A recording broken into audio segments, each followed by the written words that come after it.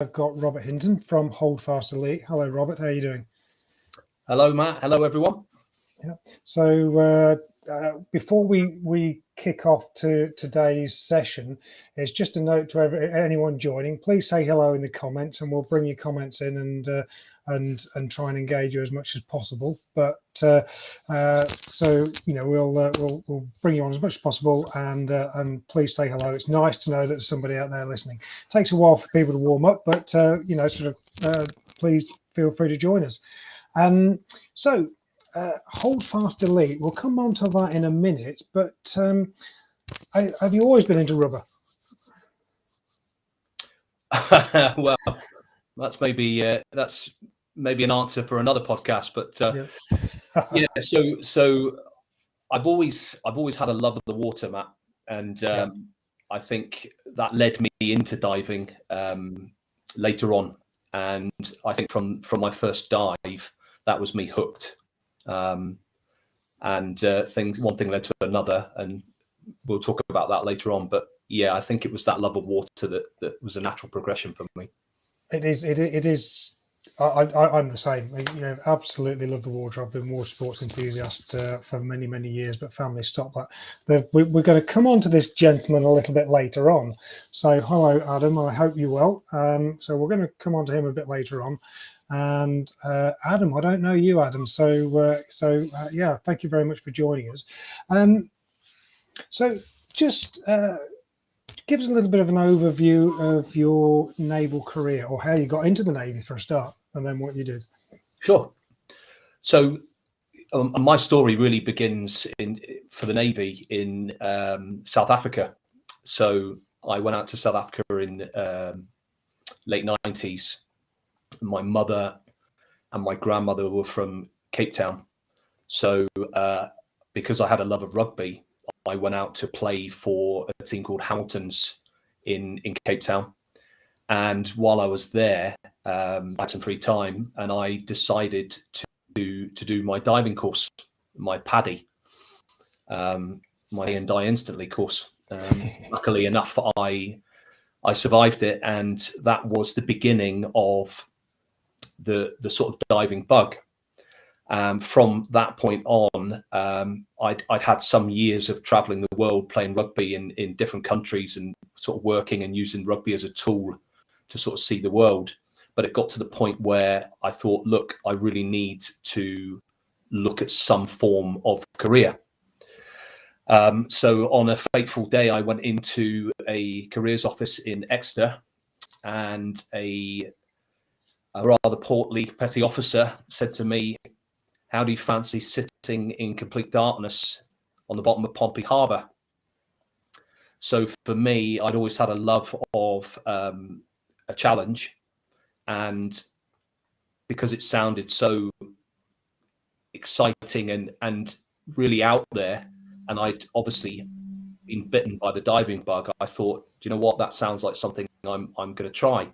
And funnily enough, just before that episode, I'd been in a gym in my hometown, and I'd spoken to a saturation diver who worked in the North Sea, and he had told me in passing that the best way to get into a commercial diving career is to join the Royal Navy and try and become a clearance diver, and that would get all your sort of qualifications and tickets.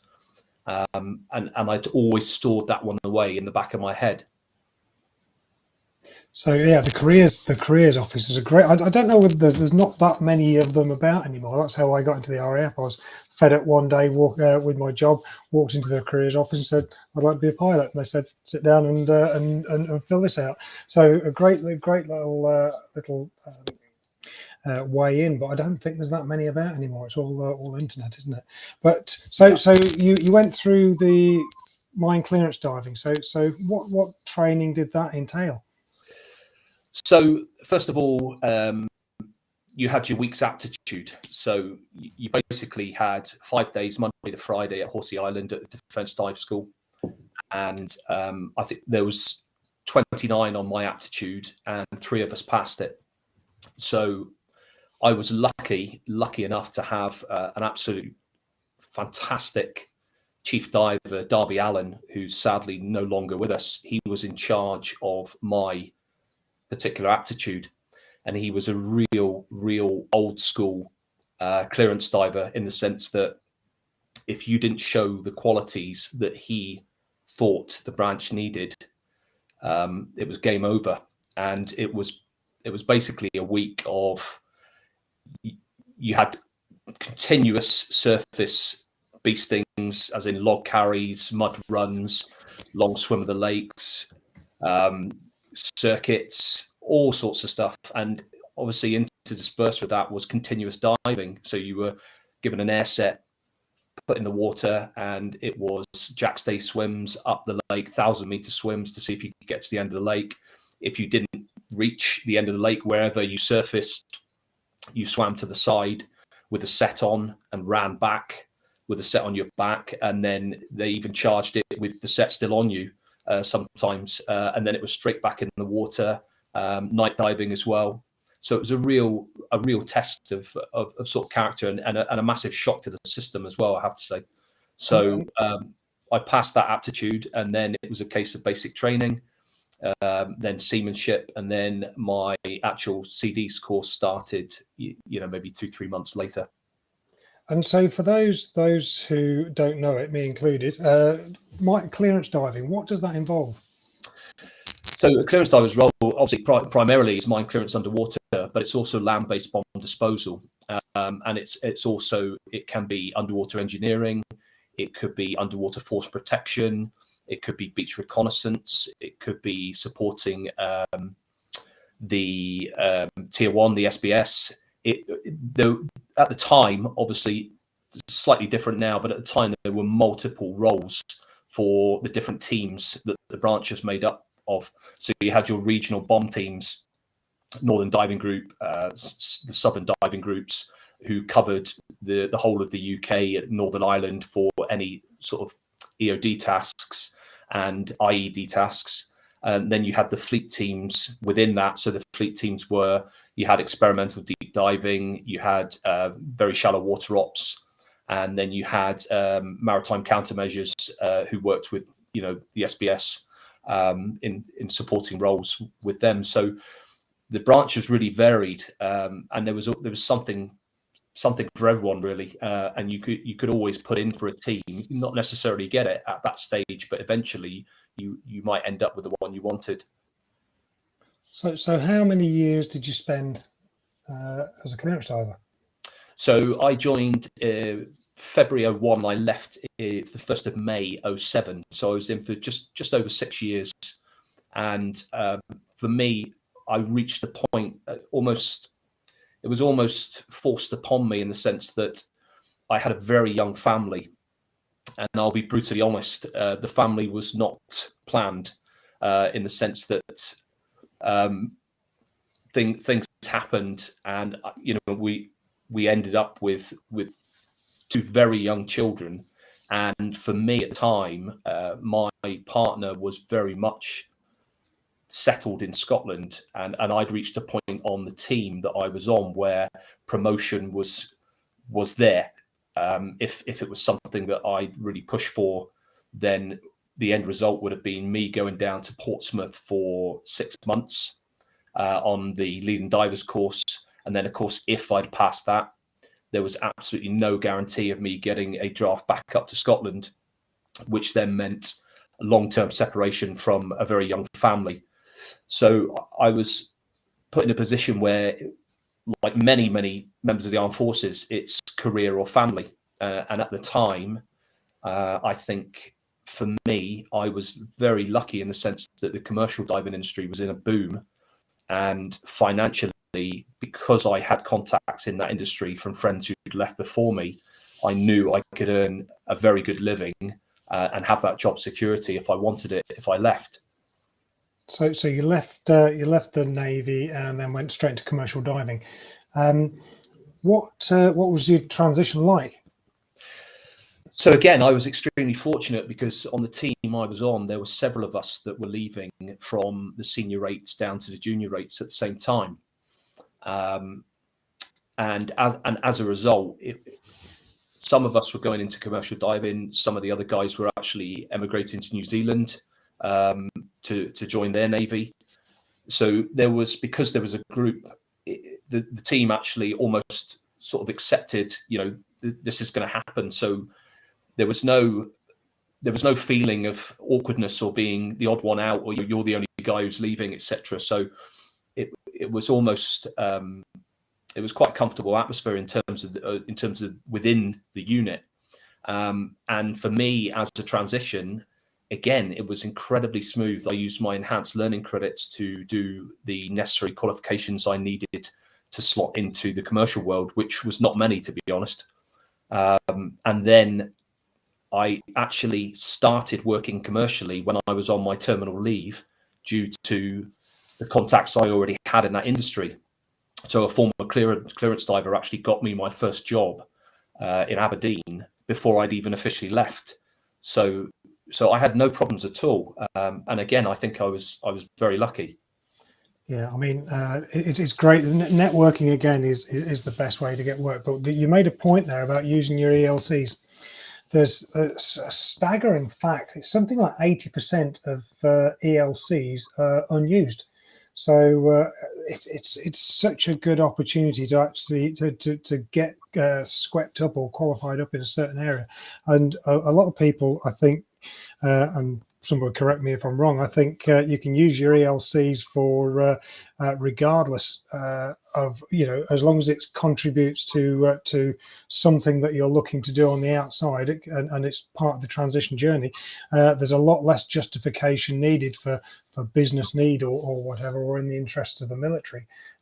If you've got a viable story as this is what I want to use these ELCs for. Yeah, and I've got to say, I found them very, very straightforward to use, and I had no issues at all with getting them put through. And actually, the supporting staff on the other end of that were incredibly helpful. And actually, I didn't use my last ELC grant until maybe 2 years after I'd left. I think it was maybe a year and a half or 2 years after I'd left the Navy. So they continued to be of great help to me, even when I was outside. Yeah, and it's a great opportunity to, when you are on the outside and you've focused your direction a little bit more. You can, I think you're just liable for the VAT on the fees or whatever you pay for the study, but that's still a lot less than it would be if you had to pay for it yourself. There we go. There's a good comment in here from Mike. So as long as it results in an accredited and recognised qualification on the education framework. So thanks for that clarification. I warbled it a little bit, but you helped me out there. Thank you very much. So you did commercial diving for a number of years, and then you decided to set up your own business. Yeah, so I was a commercial diver for pretty much the best part of 15 years. However, for the last 5 years of that, I was predominantly working in Norway. And during that time, the industry crashed around about 2015. And I'd always had one eye on, not necessarily another career, but I'd always been into my outdoor fitness. It was always something that I was, really, really, I was never a great gym goer. I used gyms before, but I always preferred to be outside in the elements. So I remember going home one day and having a bit of time at home and thinking, I would like to set a company up that was fitness based outside. But at the time, it wasn't the right time to do it. Financially, I didn't have the backing that I needed. And so I had to bite the bullet and carry on with the commercial work. And I was lucky enough to get a regular contract in Norway with a good company out there. So I put that on the back burner.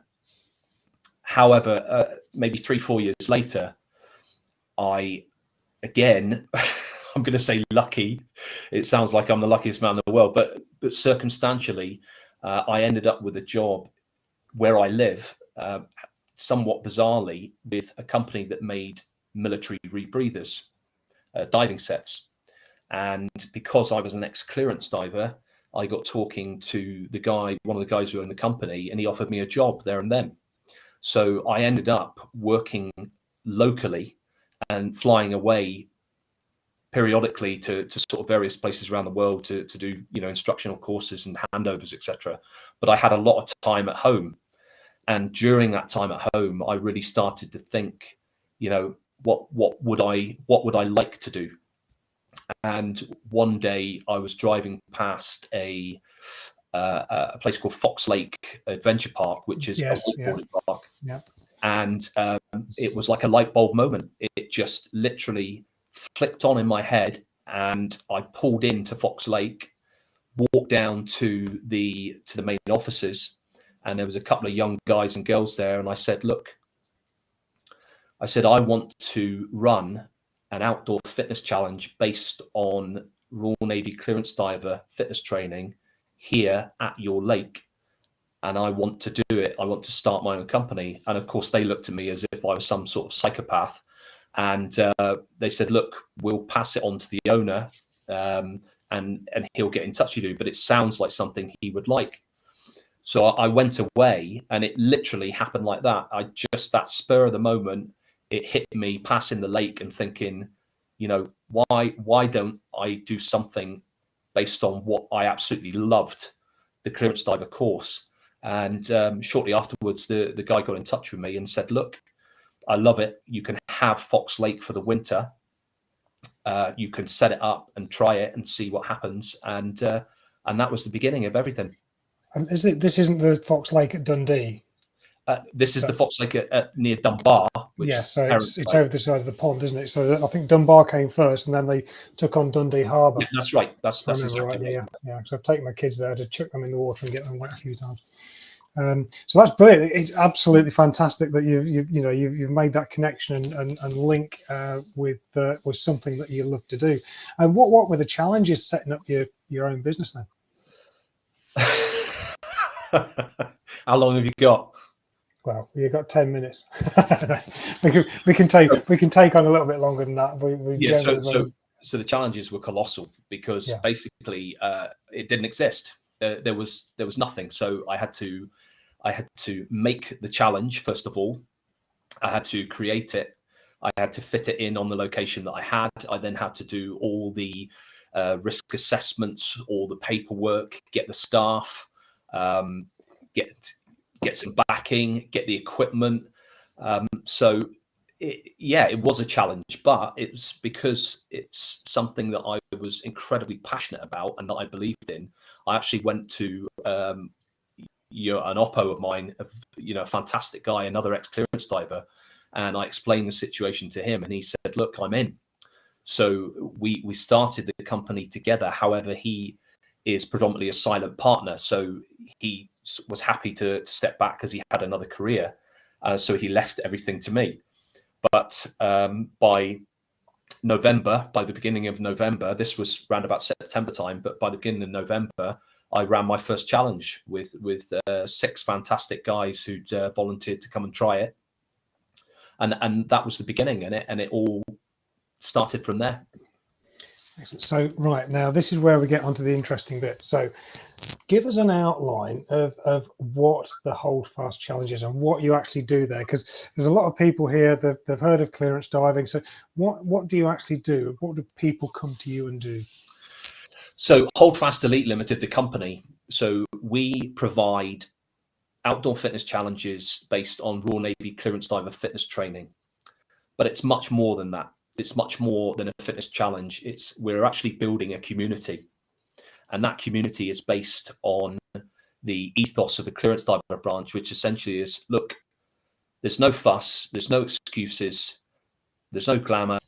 You just get on, step forward and get it done with absolute positivity, and you step away with a ton of pride, achievement, and that's the job done. So for us as a company, we want to provide these challenges for everyone, for military units to get back to the good old-fashioned values, get stuck in, get back to what made them in the first place, those physical values and the teamwork.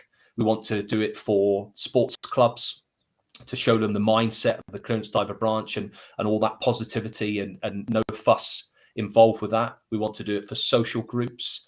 for the older, the younger, for schools, for everyone. It's about building a community based on that mindset and those fitness challenges.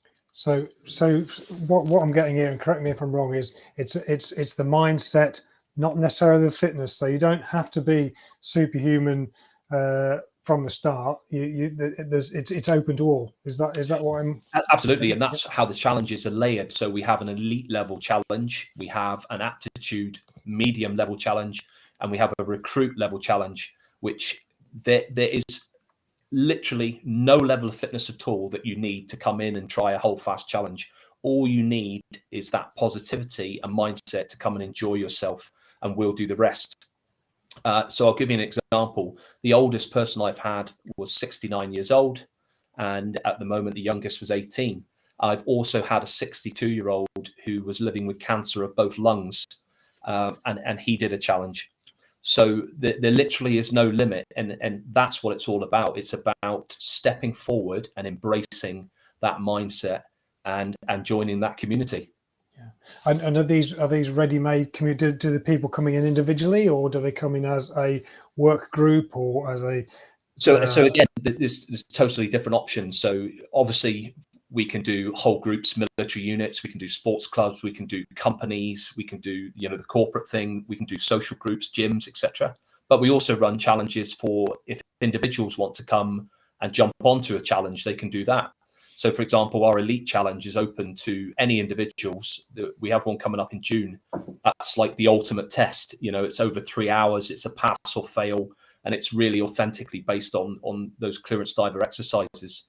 But equally, we've got the recruit challenge and our beach challenges, where you can come along, no level of fitness, come yourself or bring a friend, and we put you all together in a group. We might split you up into little mini teams, and you have this fantastic experience and walk away, full of joy, full of pride, and part of our whole fast community.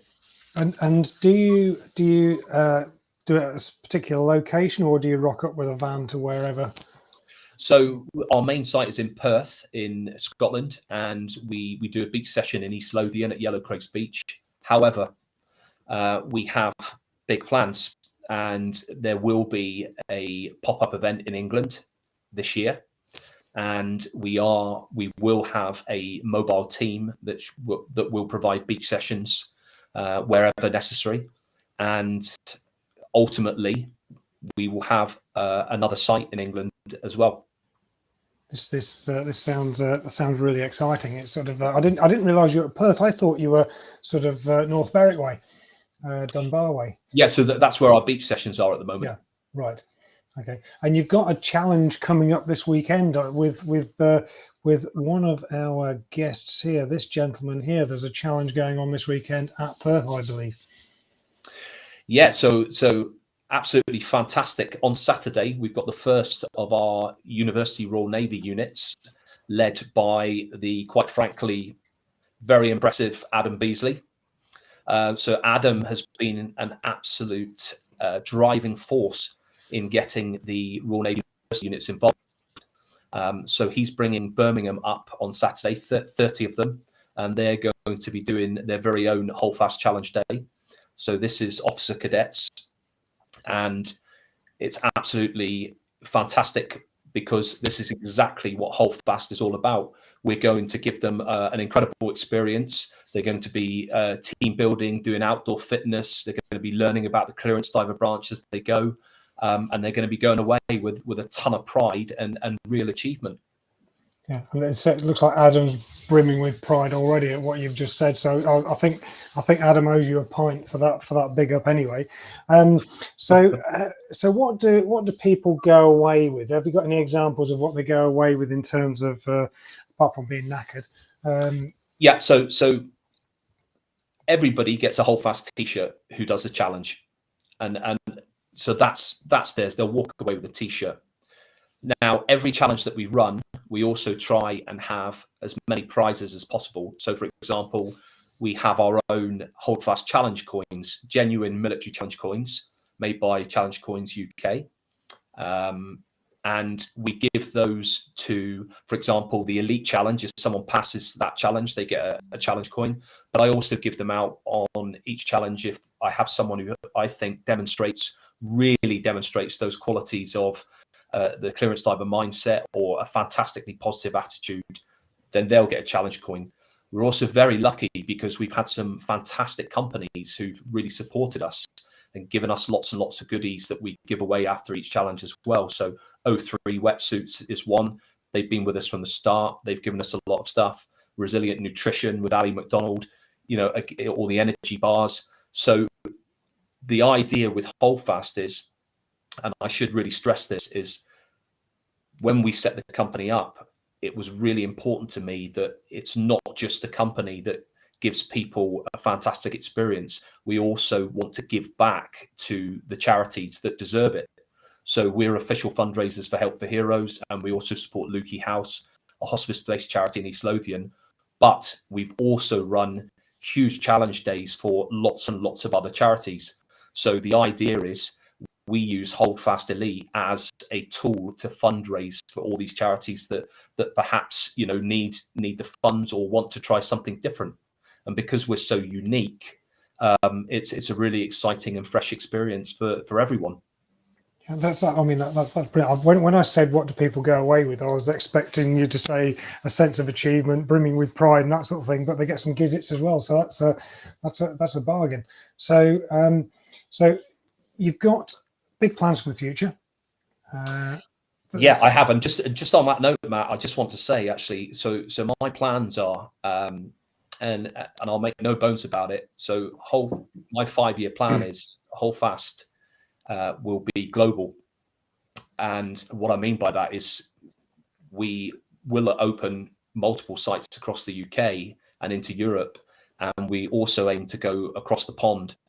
And it's something that I know it's going to happen. And it's because it's such a positive thing. And it's so embracing and unique. And it does so much good that, watch this space. I think so. I mean, you and I need to have a chat because I've got a few contacts that might be interested in what you do in the US. So we'll do that. But yeah, I wish you every luck with that because it sounds fantastic, and I'm looking forward to watching Adam's posts or learning about what they've done, what they do what you do with them at the weekend. So you've got big plans for the future. Do you have is there a most memorable session so far?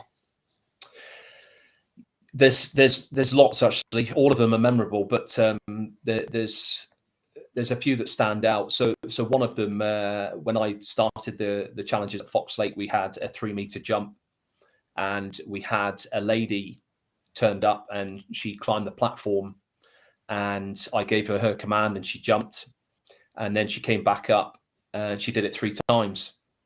And after the challenge, she came up to me and she said, "I want to thank you." And I said, "What on earth for? You were absolutely amazing."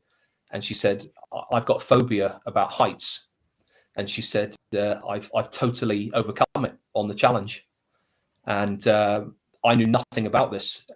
And so for me, that was an absolutely wonderful justification of the whole concept, was that she'd overcome something that was a major factor in her life just out of sheer enjoyment and positivity of doing the challenge. That's brilliant. Yeah. And there was another lady who very recently, for Edinburgh Children's Hospital challenge that we ran, after the challenge again, she came up and she said, "Look, I've got a phobia of open water swimming." And she said, "I've just completely smashed it on this challenge." And again, I knew nothing about it. So to get that sort of feedback was a real sort of vindication of what we're trying to do. Yeah. So I mean, as well as giving people that sense of achievement, you're having an impact on the rest of their life, really, because once they've overcome it, there's no stopping them. So we've already got America online. I'd love to know who LinkedIn user is. If you drop your name in the comments, and there's a fix for it apparently, but it just means that you're not a primary connection of mine. But yeah, we'd love to know who you are.